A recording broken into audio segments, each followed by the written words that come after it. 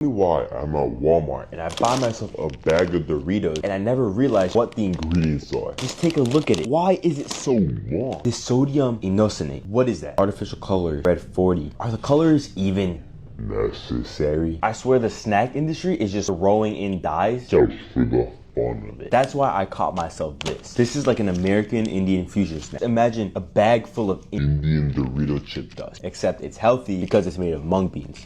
This one is sweet chili masala. Let's try it. This one got it. Just look at the ingredient list side by side and tell me which one's better for you. Pretty obvious. If you want a healthier option, grab yourself this on the TikTok shop. Right now it's perfect because TikTok shop has them at some of the best prices.